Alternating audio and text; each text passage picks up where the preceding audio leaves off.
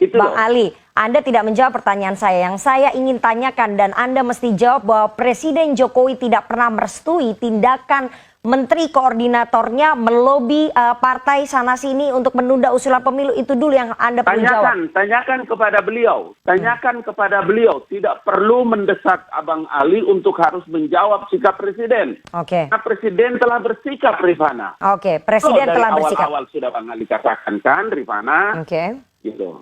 Oke, Mas Ujang, kalau menurut Bang Ali bahwa Presiden sudah bersikap, jadi Presiden tidak perlu tampil lagi ke publik untuk menjelaskan.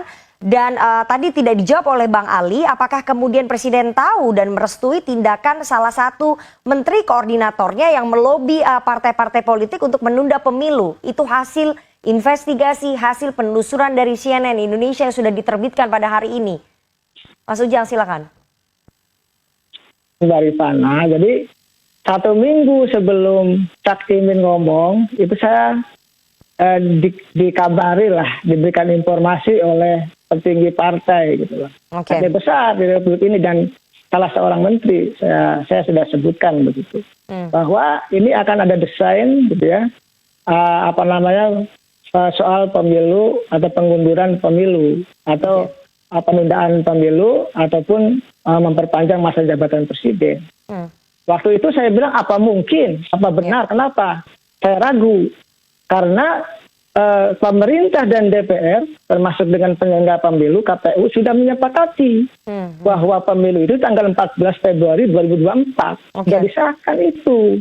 Bahkan KPU sudah meluncing hari pencoblosannya itu gitu loh. Tetapi karena ini politik, saya meyakini bahwa ini adalah ada desain yang saya rasa ya ada operatornya. Kalau saya sebut ketika live juga di CNN malam hari, saya katakan bahwa itu ada dirijennya gitu. Ada yang ada yang mengaturnya gitu. Kenapa? Suaranya sama, nadanya sama, tonnya sama. Nggak mungkin nggak ada yang ngatur. Nah, begitu seminggu berlalu, iya ada yang ngomong. Seorang ketua umum itu Cak Imin, lalu diikuti juga oleh ketua umum Partai Golkar, lalu disambut juga oleh Pak Zulhas. Jadi ini sesuatu yang tidak berdiri sendiri. Apakah ada kaitannya dengan Pak Presiden, saya tidak tahu.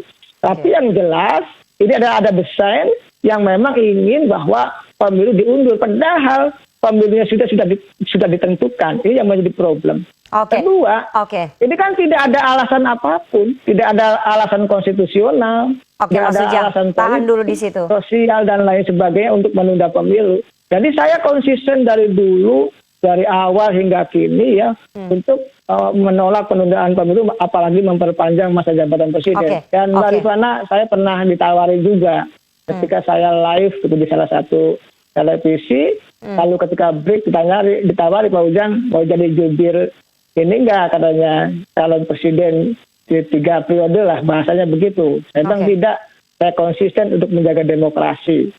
Nah kalau jadi katanya kita nanti Kang Ujang jadi jubir istana. Tapi saya abaikan sajalah tawaran itu. Karena saya dari awal juga akademisi yang konsisten untuk sama-sama menjaga demokrasi di Republik ini. Itu Mbak Rifana. Mas Ujang, tapi apakah fakta-fakta ini yang kami temukan ya, yang CNN Indonesia temukan, kemudian kami terbitkan hari ini bahwa ada salah satu menteri koordinator yang melobi ketua umum partai politik untuk menunda pemilu 2024 semakin memperkuat indikasi bahwa ada keterlibatan orang-orang di sekitar presiden dalam usulan penundaan pemilu, bukan hanya satu tapi banyak pembantunya yang melakukan itu? Ya mungkin saja. Dulu begini, ketika Munas Golkar di Bali gitu ya, mengatakan bahwa mohon maaf pemerintah tidak ada intervensi gitu ya. Begitu waktu itu saya katakan, saya paham tentang Partai Golkar gitu. Bang Abalin juga tentu paham ya. Saya bilang kemungkinan kalau soal Golkar kemungkinan ada campur tangan dan intervensi pemerintah, saya katakan. Dan terbukti kan walaupun dibantah dan lain sebagainya ada campur tangan itu dan seorang menteri juga yang melakukan desain itu. Artinya ya itu bukan rahasia umum lagi. Nah kalau hari ini misalkan terjadi seperti itu, maka itu sesuatu yang menurut saya bukan sesuatu yang aneh. Dan memang dari sebelumnya itu sudah terjadi dan ada gitu loh. Nah oleh karena itu ya mestinya ya mohon maaf ya kepada elit politik kita gitu ya, pada tokoh-tokoh bangsa kita lah yang sedang berkuasa lah. Janganlah menggunakan cara-cara yang mohon maaf melanggar konstitusi, ingin melanggengkan kekuasaan, melanggengkan oligarki, ingin menghancurkan demokrasi, lalu mengkhianati reformasi dan seolah-olah mohon maaf menjual rakyat, seolah-olah ada aspirasi rakyat ingin menunda pemilu. Itu kan yang tidak baik. Oleh karena itu kita konsisten untuk melawan dan menolak itu begitu. Kalau saya pribadi seperti itu. Baik, Bang.